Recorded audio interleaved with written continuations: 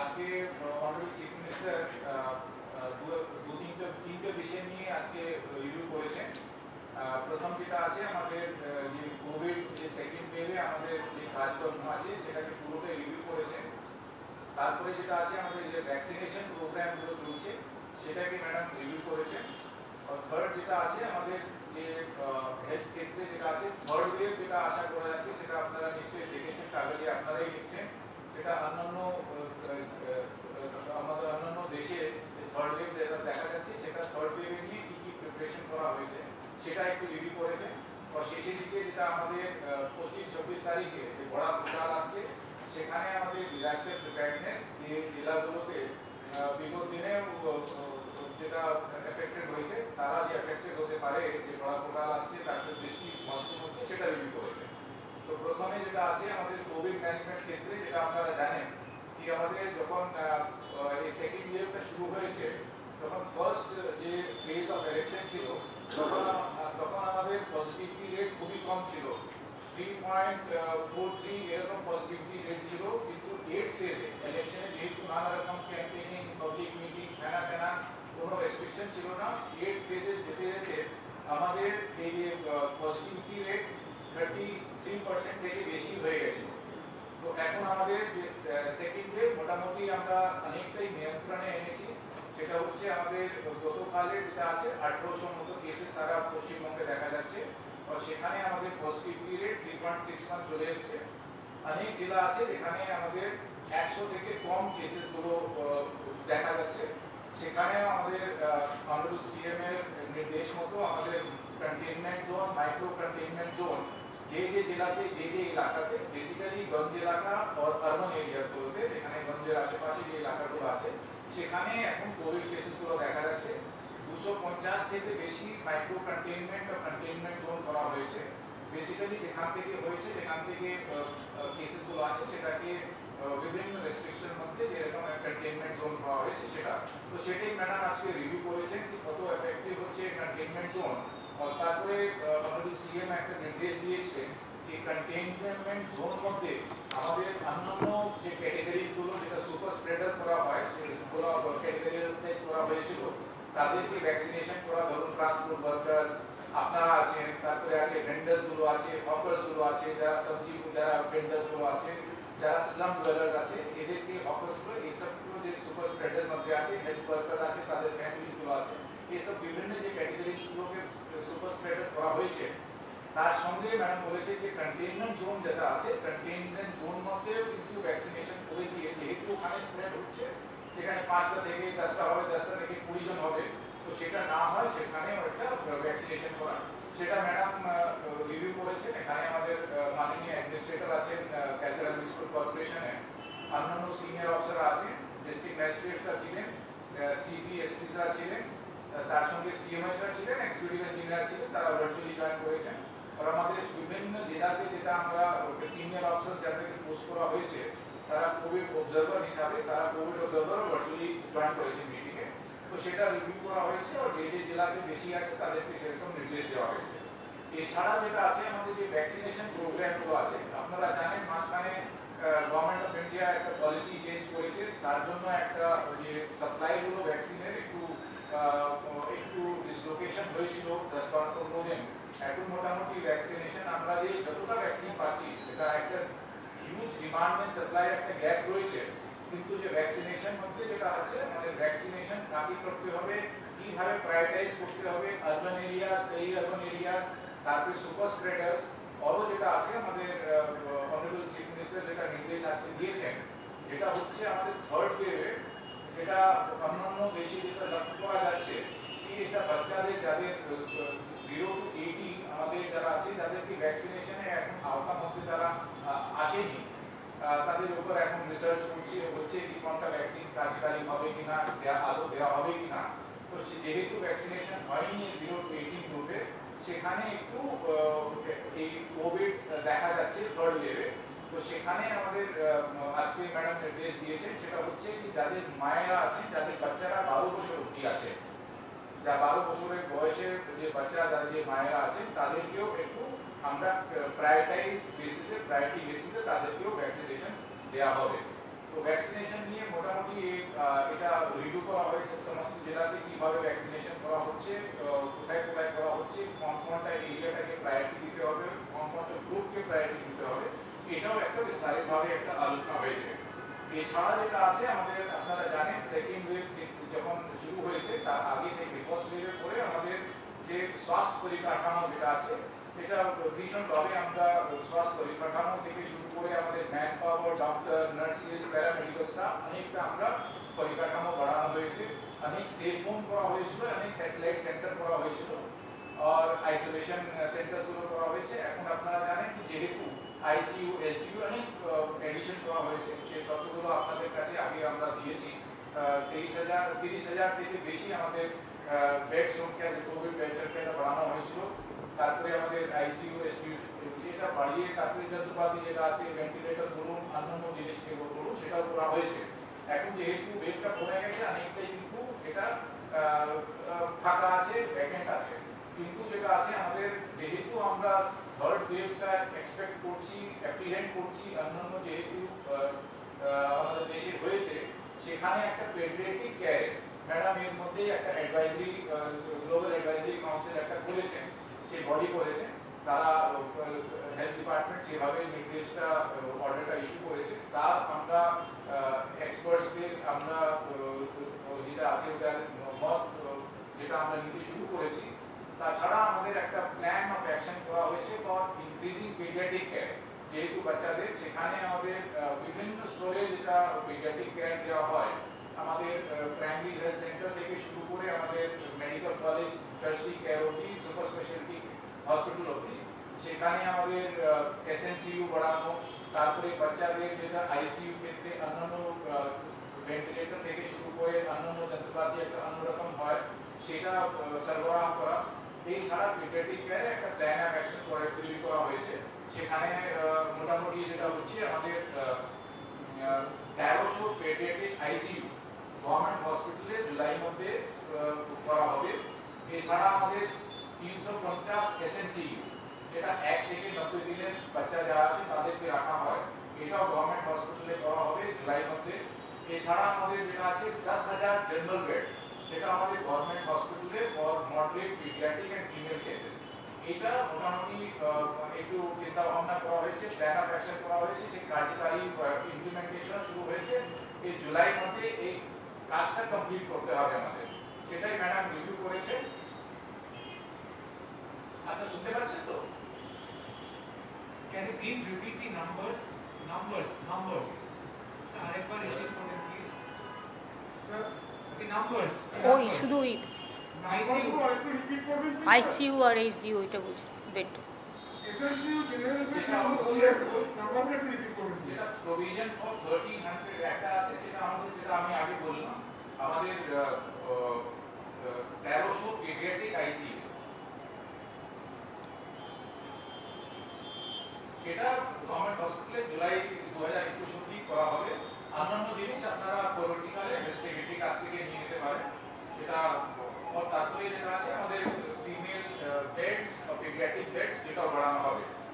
এছাড়া যেটা আছে ম্যাডাম আজকে আলাদাভাবে যেটা বলেছেন, যেটা আপনারা জানেন কি সেকেন্ড ফেজে অক্সিজেনের ডিমান্ডটা অনেকটা বেড়েছে, তো দেখা গেছে। তারপরে সেটা আছে আমাদের অক্সিজেনের যে সরবরাহ, অক্সিজেন অ্যাভেলেবিলিটি, তার পুরো ইনফ্রাস্ট্রাকচারটা একটা নতুনভাবে একটা প্ল্যান অফ অ্যাকশন করা হয়েছে, সেটা অলরেডি ইমপ্লিমেন্ট করছে। সেটাও একটা রিভিউ করেছেন কি বিভিন্ন স্তরে, কোন স্তরে এটা আছে, যেখানে এলএমও প্ল্যান্ট হবে, সেখানে পিএসএ প্ল্যান্ট হবে, কোথায় পাইপ অক্সিজেন সাপ্লাই ওটা হবে, অন্যান্য যে জিনিসগুলো আছে অক্সিজেন কনসেন্ট্রেটর কোথায় কোথায় দেওয়া হবে, এই জিনিসগুলো ম্যাডাম রিভিউ করেছেন। তো এটা মোটামুটি health and Covid related review করা হয়েছে। এছাড়া যেটা আছে, যেটা শেষের দিকে যেটা আছে আমাদের 25-26 তারিখে যেটা বড় পোর্টাল আসছে, সেখানে যেহেতু বৃষ্টি এবার বেশি হয়েছে একটা পিরিয়ডে, তো সেখানে আমাদের নদীগুলো যেটা আছে এমনি ভর্তি আছে। তারপরে যেটা বড় পোর্টাল বলে ওখানে আমাদের যে ডিজাস্টার প্রিপেয়ারনেস গুলো আছে জেলা স্তরে, সেখানে পুরো ম্যাডাম রিভিউ করেছে। তারপরে যেটা আছে নির্দেশ দিয়েছেন ওখানে সমস্ত যে ভালনারেবল পয়েন্টস গুলো আছে সেখানে কুইক রেসপন্স টিম করা, 24/7 কন্ট্রোল রুম খোলা। তারপরে যেটা আছে বিভিন্ন যে ইরিগেশন থাকে, স্যান্ড ব্যাগ, অন্যান্য জিনিসগুলো থাকে, সেটাকে মজুত করা। তারপরে রিলিফ ম্যাটেরিয়ালসগুলো যেটা আছে, বিভিন্ন রিলিফ ম্যাটেরিয়ালসগুলো সেটা মানুষের কাছে পৌঁছে দেওয়া। সেই সাবসেট স্টক আছে কিনা, আর এছাড়া আছে কি যেখানে যেখানে ভালনারেবল লোকেশনসগুলো আছে সেখান থেকে এখন থেকে প্ল্যান অফ অ্যাকশন করে তারপরে ওখান থেকে ইভ্যাকুয়েশন করা। তো সেই এরিয়াগুলো ম্যাডাম নির্দিষ্ট ডিএমদের এসপিদের সিপিদের সঙ্গে কথা বলে সেটাও মোটামুটি আলোচনার মধ্যে তারা বলেছে কি কোথায় কোথায় থেকে তারা ইভ্যাকুয়েশন করবে। এই মোটামুটি আজকে আলোচনা হয়েছে। দ্বিবেদী সবটাই বলেছে আমার চিফ সেক্রেটারি, এবং এখানে আপনারা দেখতেই পাচ্ছেন যে আমাদের এখানে হোম সেক্রেটারি থেকে শুরু করে, ফাইন্যান্স সেক্রেটারি থেকে শুরু করে, হেলথ সেক্রেটারি থেকে শুরু করে, আমার কর্পোরেশনের কমিশনার থেকে শুরু করে, ADG law and order, DG police থেকে শুরু করে, ইরিগেশন সেক্রেটারি থেকে শুরু করে, আমাদের ডিএইচএস থেকে শুরু করে, আমাদের আরও যারা আছে ডিজাস্টার ম্যানেজমেন্ট সেক্রেটারি থেকে শুরু করে, এবং সোমেন সিপি কলকাতা থেকে শুরু করে, ফিরাদ হাকিম মেয়র থেকে শুরু করে, মানে অ্যাডমিনিস্ট্রেটর আর কি, তারা সবার উপস্থিতিতে সমস্ত ডিএম এসপিকে নিয়ে এবং সিএমওইদের নিয়ে ডিটেলস আলোচনা হয়েছে। এই আলোচনা এইটা নিয়ে প্রায় 20-25 বার হলো। আমরা এভরি 3 days আমরা এরকম একটা আলোচনা করি, হয় আমি করি নয় সিএস করে, 48 আওয়ার্সের মধ্যেও অনেক মিটিং করতে। সুতরাং আজকে 3টে ইস্যু ছিল, তার মধ্যে 2টো ইস্যু ইম্পর্টেন্ট। একটা 26 তারিখে যে বড় বানটা আসবে, সেই বানটা প্রায় 6 মিলিমিটারের মতো উচ্চতা থাকবে সাগরে। সুতরাং আমরা বানের ব্যাপারে যে জেলাগুলোতে বেশি বৃষ্টি হচ্ছে বা নদী নালার দেশ হচ্ছে বাংলা ভর্তি নদী নালার দেশ, সুতরাং নদীমাতৃকার দেশ, সুতরাং সমস্ত ডিএমদের অ্যালার্ট থাকতে বলা হয়েছে।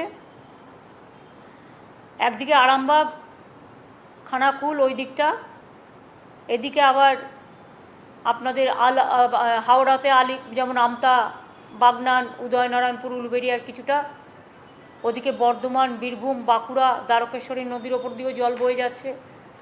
এরকম বিভিন্ন জেলা প্লাস সাগর, উত্তর 24 পরগনা, দক্ষিণ 24 পরগনা, বর্ধমানের কিছু অংশ, এবং উত্তরবঙ্গে যেটা হচ্ছে সংকোচ, ভুটানের জল বাড়লে জলপাইগুড়িতে জল ঢোকে, যেমন আমাদের কালজয়ী নদী আছে। তাছাড়া আমাদের বিহারে, ঝাড়খণ্ডে জল জমলে ওটাও বাংলায় এসে জমে, মেদিনীপুর পশ্চিম থেকে শুরু করে পুরোটাই হাওড়া হুগলি সমস্ত ডুবিয়ে দেয়, কারণ বাংলাটা প্রায় নৌকার মতো। সেই অবস্থায় যতটা পারা যাবে, প্রকৃতি তো আমাদের হাতে নেই, প্রাকৃতিক দুর্যোগ খুব বেশি হচ্ছে, এবং গত 19 দিনে 1 বছরের বর্ষা পুরো 19 দিনেই হয়ে গেছে। এতটা মানে স্রোতের বর্ষা এতটাই স্রোতস্বিনী হয়েছে। এই অবস্থায় তবু আমরা ট্যাকেল করে যাচ্ছি, এবং অফিসাররাও করছেন, স্থানীয় মানুষও করছেন, তাদেরও কষ্ট হচ্ছে। এই অবস্থায় একটা 25, 26, 24 থেকে একটা একটা রেড অ্যালার্ট তো আছেই। 24x7 irrigation department with disaster department তারা প্রত্যেকে সর্বক্ষণের জন্য ওয়াচ রাখবেন। কোনো বাঁধ যাতে পট করে জল ছেড়ে না দেয়, একটু ম্যানেজ করে করতে হবে। একদম যখন না ছাড়লে বাস্ট করে যায় তাহলে আরও বেশি ডুবে যায়, সেই জন্য সেটা নজর রেখে করতে হবে। এটা একটা। 2 হচ্ছে কোভিড ম্যানেজমেন্ট নিয়ে ডিটেলস আলোচনা হয়েছে, এবং আপনারা জানেন যখন আমাদের 8 ফেজ ইলেকশন ছিল, 7 ফেজ ইলেকশন ছিল, আমরা বারবার বলছিলাম ইলেকশনটাকে ক্লাব করে দেওয়ার জন্য। একদিনে ইলেকশন হলো কোনো প্রবলেম হয় না, একদিন ইলেকশন হলো একটা টাইম পর্যন্ত, বা ধরুন 7 দিনের ক্যাম্পেইনের ডেট দিল, বাই ইলেকশনগুলো অনেকগুলো আছে, আমরা চাইবো বাই ইলেকশনগুলো হয়ে যাক, 7 দিন ক্যাম্পেইনের ডেট দিক, বেশি দরকারও নেই ডেট, 10টা থেকে 7টা টাইম দিলেই আমাদেরও হয়ে যাবে, আমরা এর থেকে বেশি নিতেও চাই না। হলে কিন্তু ইলেকশনগুলো বাই ইলেকশনগুলো হয়ে যায়, যেটা আমরা বারবার বলছিলাম। আমরা এবারের ইলেকশনে কি দেখলাম, ফার্স্ট যখন election day of 1 first phase, তখন 2-3% ছিল সংখ্যাটা পজিটিভিটি, কিন্তু যখন বাড়তে বাড়তে এটা হয়ে গেল 2nd, 3rd, 4th, 5th, 6th, 7th, 8th, 5th থেকে 8th মধ্যে এটা এসে 33% পজিটিভ রেটে চলে গেছিল, এবং that was the peak area of the Covid system. এবং কোভিড পজিটিভ হয়েছে 8 ফেজ ইলেকশন ওই সময়টাই সবচেয়ে বেশি পজিটিভ হয়েছে। এবং যেটা বারবার আমরা বলেও কোনো লাভ হয়নি। যাই হোক, সেখান থেকে 33 থেকে আমরা এখন এটা 3.61-এ নামিয়ে এনেছি। বাংলায় ডেন্সিটি অফ পপুলেশন ইজ বেশি, অনেক জায়গায় দেখবেন রাজ্যগুলোর পপুলেশন কম, তারা সেভাবে হিসেব ধরে। আমাদের পপুলেশন খুব বেশি, তাতে এক একটা জেলায় হয়তো 100 আছে, কোথাও 75 আছে, কোথাও 50 আছে, কলকাতাতেও 87-97-এর মতো আছে। এগুলো তো বিভিন্ন জায়গা থেকে লোকজন যাতায়াত করে, বিধিনিষেধ চলছে। তা সত্ত্বেও অনেক কন্টিনেন্ট জোন করা হয়েছে, যেগুলো হচ্ছে খুব কন্ট্রোল করে রাখার জন্য, এবং সবাইকে বলা হয়েছে ভালো করে কাজ করার জন্য। অনেক জেলা কমিয়েছেও, এর মধ্যে চেষ্টা করেছে। দার্জিলিংটাও একটু বেশি আছে, নদিয়াটা একটু বেশি আছে, উত্তর 24 পরগনা, হুগলি, হাওড়া, বাঁকুড়া, এরকম কয়েকটা জেলা ধরা হয়েছে। আর আমরা ভ্যাকসিনেশন স্ট্যাটাস আমাদের বাংলার খুব ভালো, টিকায় আমরা খুব ভালো কাজ করি, এবং এক্ষেত্রে 2 কোটির মতো টিকা অলরেডি আমরা দিয়েছি। কোভিড ভ্যাকসিনাইজেশনের জন্য 2 কোটি ডোজেস অলরেডি আমরা দিয়েছি, এবং 33 লক্ষ ডোজ দেওয়া হয়েছে যারা সুপার স্প্রেডার। সুপার স্প্রেডার কাদের বলি? যারা অনেক লোককে মিট করে, গাড়ির ড্রাইভার থেকে শুরু করে, হকার থেকে শুরু করে, একেবারে পানের দোকান থেকে শুরু করে, সবজিওয়ালা থেকে শুরু করে, মৎস্যওয়ালা থেকে শুরু করে, গাড়ির ড্রাইভার থেকে শুরু করে, এদের সবাইকে, কনস্ট্রাকশন ওয়ার্কার থেকে শুরু করে এদের দেওয়া হয়েছে। এবং আমরা মনে করি এখনও যেটা আছে আগামী 10 দিনে এটাও কমিয়ে ফেলব। এবং প্রায়োরিটি তৈরি করা হয়েছে ফর নেক্সট, যদিও প্রতিদিন আমরা 3 লক্ষর মতো ডোজ দিই এখন। এই কয়েকটা দিন প্রধানমন্ত্রীর 21 তারিখ পর্যন্ত টাইম নেওয়ার ফলে কিছুটা গ্যাপ হয়ে গেছে, 7-8 দিনের একটা গ্যাপ হয়েছে। এই গ্যাপটা না হলে হয়তো আরও অনেক হয়ে যেত। যাই হোক, আমরা 3 লক্ষটাকে বাড়িয়ে 4 লক্ষ করবো বলেও ঠিক করেছি, দেওয়ার ক্যাপাসিটি অনুযায়ী। এবং আমরা যে ডিমান্ড করেছি 3 কোটি, সেটা তো আমরা পাইনি।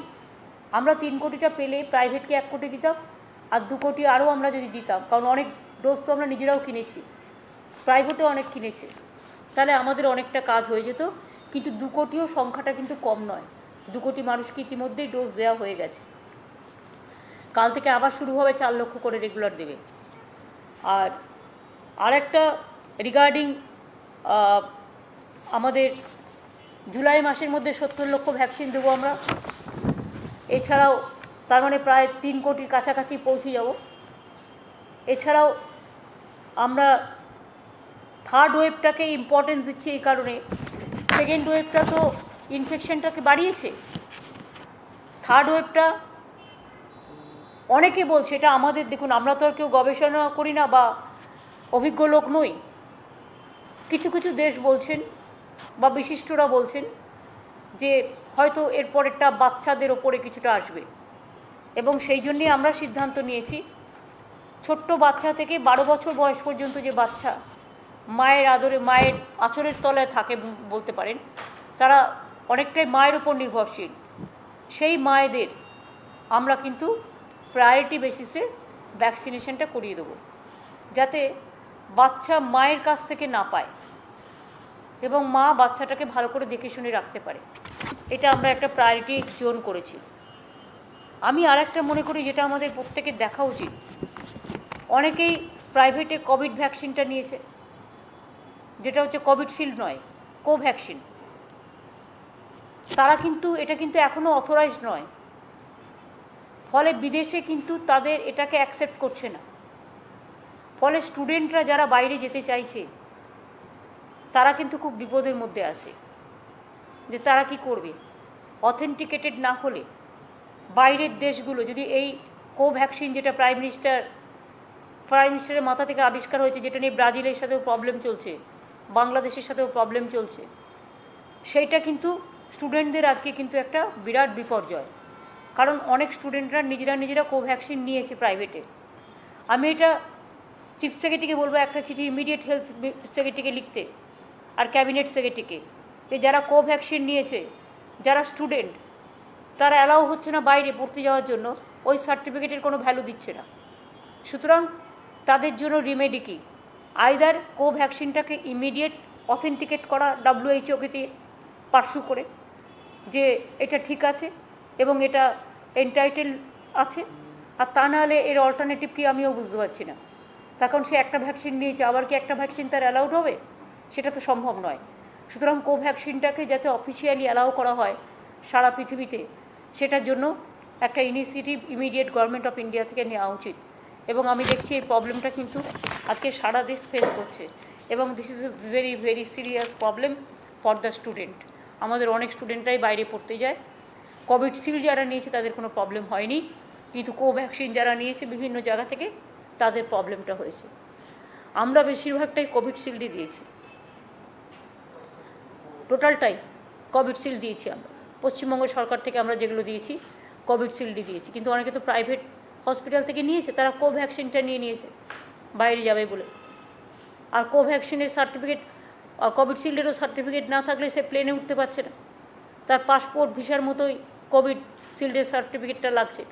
ফলে কোভ্যাক্সিন যেটা প্রাইম মিনিস্টার নিতে বলেছিলেন সেটা প্রবলেম হয়ে গেছে স্টুডেন্টদের কাছে। বিশেষ করে হয়তো যার বাইরে যাওয়ার নেই, এখানেই থাকবে, সে হয়তো কোনো রকম নিয়ে স্যাটিসফাইড থাকবে, কিন্তু যাকে বাইরে যাতায়াত করতে হয় পড়াশোনার জন্য বা বিভিন্ন কাজে, তাদের পক্ষে এটা কিন্তু একটা বড় হেডেক হয়ে গেছে। এই হেডেকটা সলভ করবার জন্য আমি সেন্ট্রাল গভর্নমেন্টকে ইমিডিয়েট রিকোয়েস্ট করি, এটা আমার নামেও দরকার হলে একটা চিঠি তৈরি করে দিতে পারো ইমিডিয়েট। এই পর্যন্ত। বাদবাকি আর কি আছে?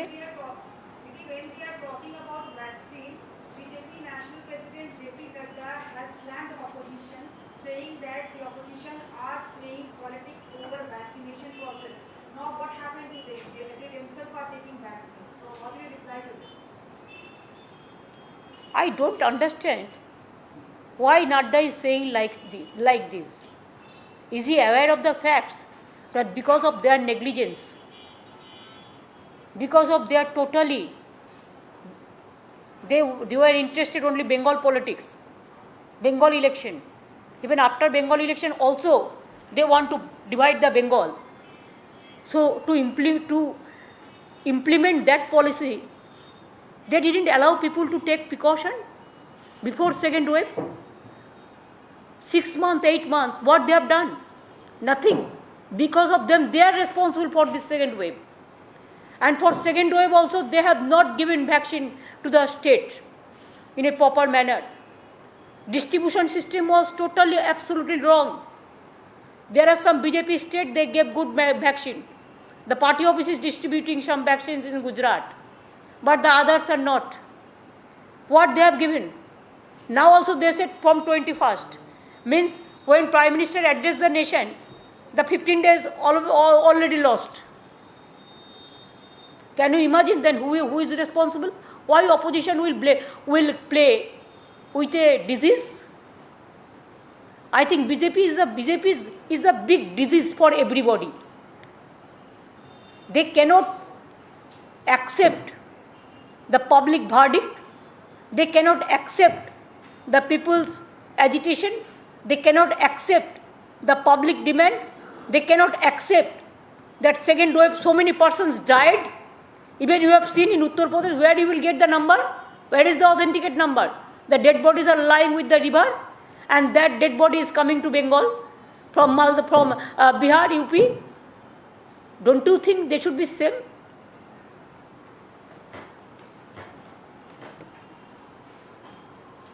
Bolo. Ma'am, what happens to the by-elections, ma'am? There are several by-elections due. Has there been any response, any information from the election? We are waiting to see we are waiting to see that it should be as early as possible, because now the COVID situation is totally controlled. So I think within 7 days time they can do the by-election. There is no need for giving so much time for the candidates. Even our by-election is pending, even within out of 294 also 2 by-election, that 2 election is pending in Murshidabad, and now it is about 7. So I think the Bengal, the election, we are waiting for that when election commission I came to know that when Prime Minister will give the instruction, then only they will do the by-election. If it is so, then I will request the Prime Minister clear the by-election. Because now the situation is okay. But if the third wave come, then you cannot do anything. There are talks going rounds in Delhi, and they may be speculative in nature, ma'am. But then they're saying that maybe they want to delay the by-election process. Why? Within 6 months, it is the system. And now when we organize the election, that time the COVID positive rate was 33%. And now it came down to 3.61, and within 10 days it will be 1 or 2.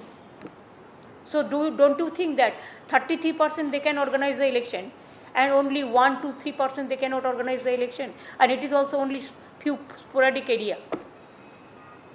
There is no contiguity. It is only some areas to areas. There also we don't need many time. We will need only small time. Over the former Chief Secretary Ishtu Pendu had said the chapter is completely closed. Now again DOPP has sent a memorandum to the former Chief Secretary. I think he is a competent person. He is an honest officer, bright officer. He worked whole of his life with dedication, determination, devotion. You show me some officers like Alapon Bandyopadhyay. And he is totally authorized to take action as per his convenience. Our government will give full support to him. And central government must know you are victimizing an officer who have lost within these 15-20 days his younger brother, his nephew, his mother. 3 he lost. And this boy is mentally, he is some agony because whole life he worked for the country, and now you are giving this type of befitting reply. But we will not allow this. It is an irresponsible behavior, and we will fight the battle whatever we can.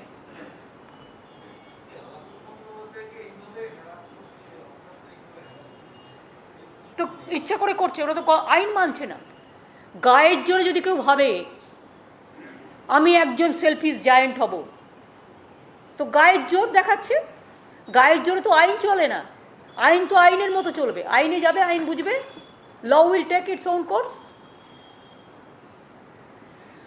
দেশটা তো শুধু বিজেপির নয়, কটা রাজ্যে ক্ষমতায় আছে, maximum রাজ্যে অপোজিশনরা ক্ষমতায় আছে।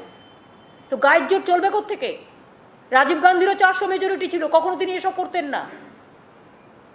মেজরিটি ছিল কত মেজরিটি আছে? এই সরকারের 300 মাত্র মেজরিটি নিয়ে এত বড় বড় কথা কিসের? আর আজকে সরকার আছে 24-এ তো নাও থাকতে পারে, তখন অন্য সরকার আসবে, আজ যা নিয়ম করছে সেই নিয়মগুলো তারা পাল্টে দিতে পারে। গায়ের জোরে নিয়ম হয় না। কনস্টিটিউশন যেমন আছে, দেশের একটা কনভেনশন আছে, এবং Indian constitution is the important constitution and is the pillar of democracy. যা ইচ্ছা গায়ের জোরে করা যায় না। জাস্ট হাত তুললো আর ভয়েস ভোটে পাশ করে দিল গায়ের জোরে, এটা হয় না। ঠিক আছে, এটা আমি বলেছি অফিসারের নিজের সিদ্ধান্ত, সে যেভাবে বলবে আমরা সেভাবেই তাকে সাহায্য করব। It is his absolutely on decision. এবং all the IAS, IPS officers of this country is giving full solidarity to him. It is not his battle that he is fighting alone. It is the battle of IAS and IPS officers. They are fighting the battle together. And one day they will realize when they will become zero. ঠিক আছে?